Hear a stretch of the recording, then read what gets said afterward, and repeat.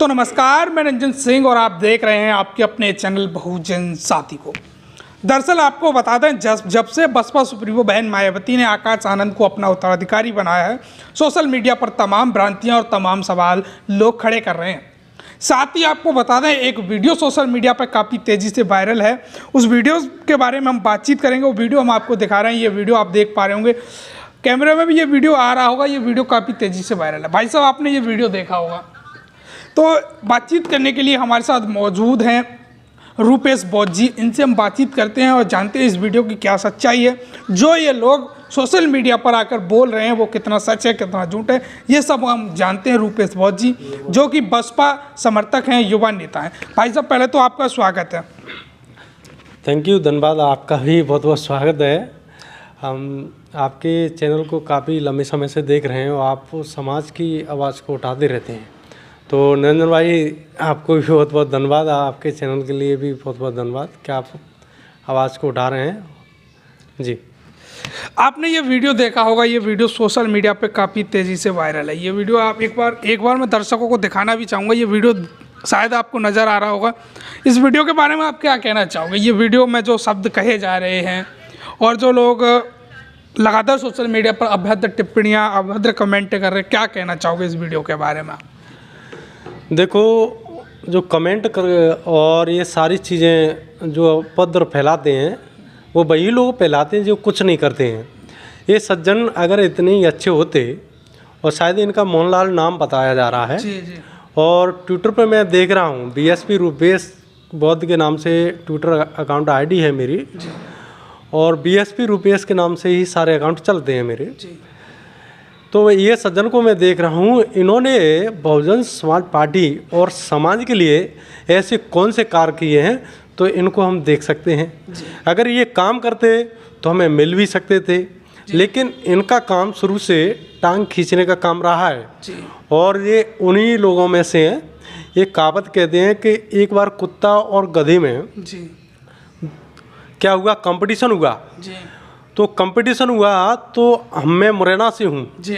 तो मुरैना से राजस्थान मेरा बगल में लगता है और कहा कि दौड़ करना है आपको मुरैना बेलियल से और राजस्थान चंबल पे जाना है। सबसे पहले कौन पहुँचेगा? तो गधे ने कहा ठीक है, उधर कुत्ता बोला कहा ठीक है। तो कुत्ता क्या है, भागता हुआ गया तो क्वारी नदी मिलती है आगे। क्वारी नदी पे कुत्ता ने डाल लो।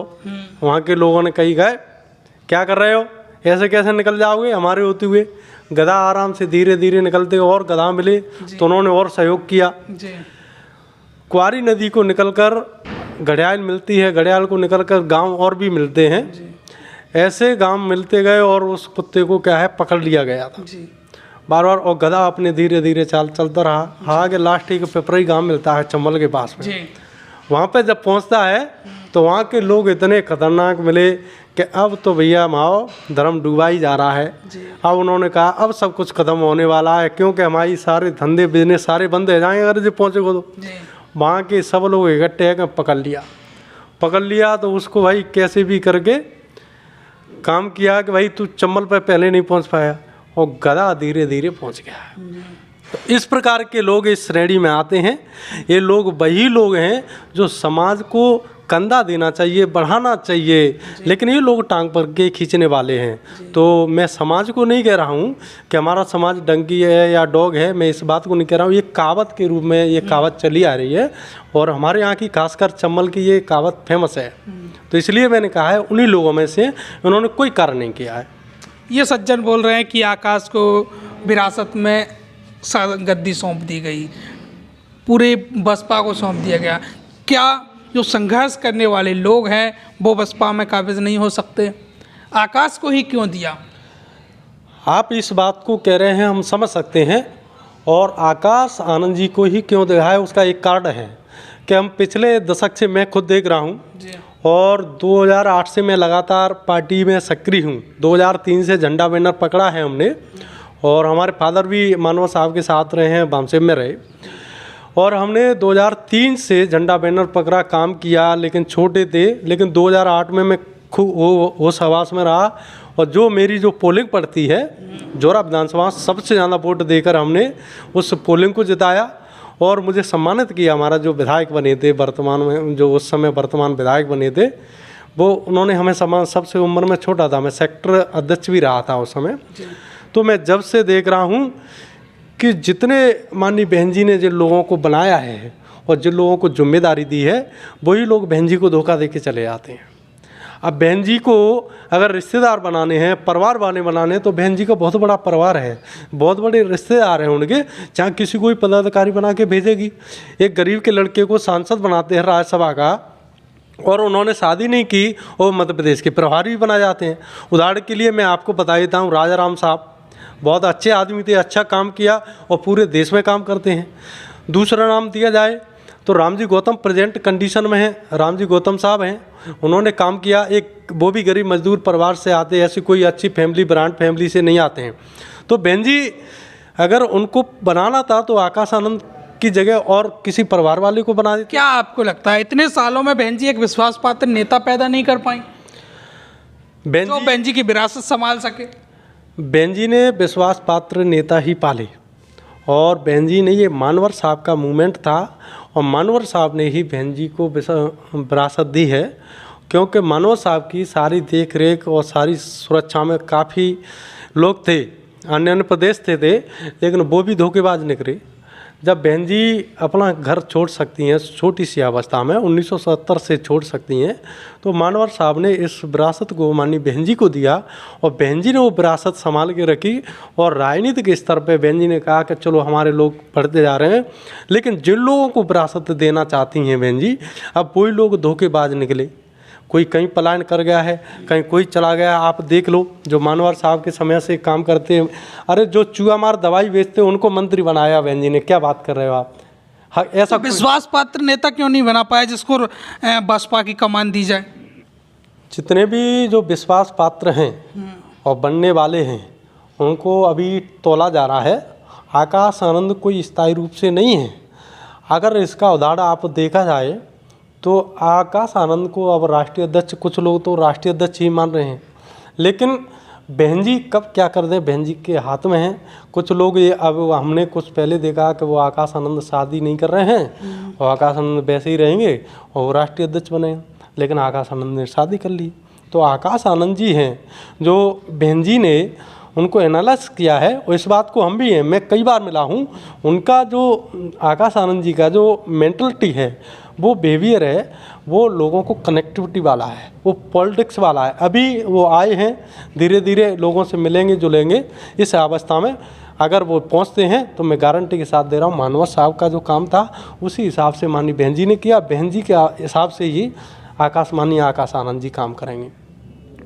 तो लगातार क्या लगता है जो लोग विरोध कर रहे हैं सोशल मीडिया, ट्विटर पे, उनके बारे में क्या कहना चाहोगे? साहब कांसी राम का एक कहावत कहते थे कि गुमराह करना हमारे विरोधियों का काम है और गुमराह ना होना ये हमारा काम है।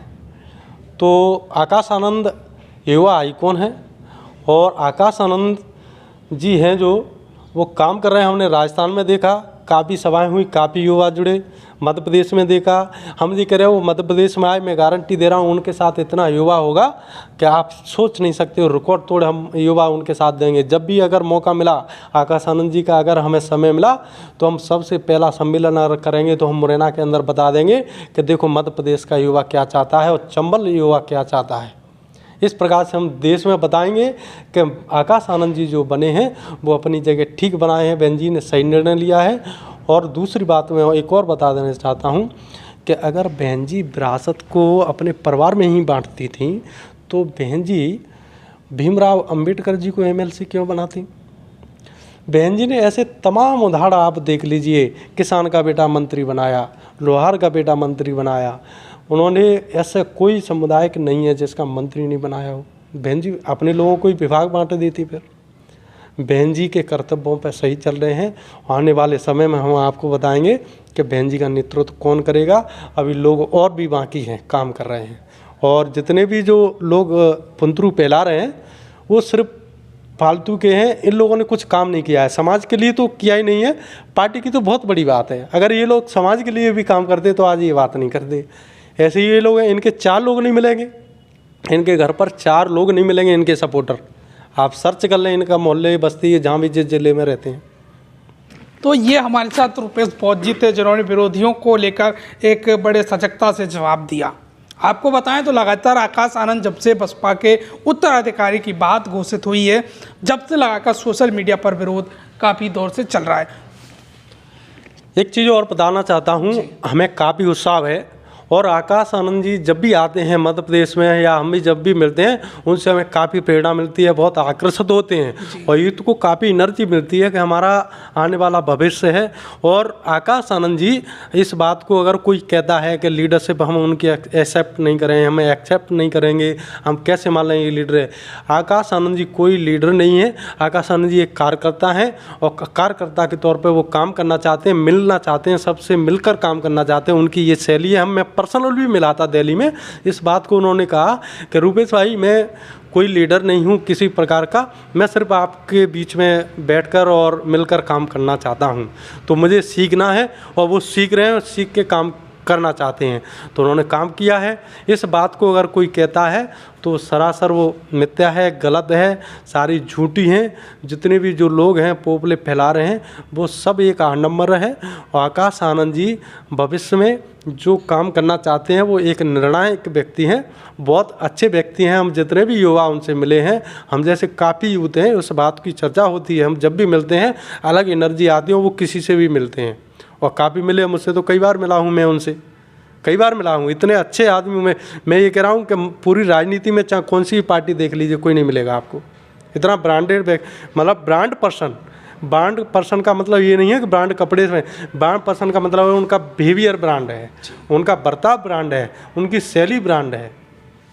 तो ये हमारे साथ रुपेश बौद्ध जी थे, जिन्होंने बड़ी बेबाकी से बसपा के आकाश आनंद का हो रहे विरोध का कड़े शब्दों में जवाब दिया। तो बने रहिए हमारे साथ। इस वीडियो के बारे में क्या कहना चाहते हैं कमेंट करें, वीडियो को अपनों में अपने दोस्तों में शेयर जरूर करें, चैनल को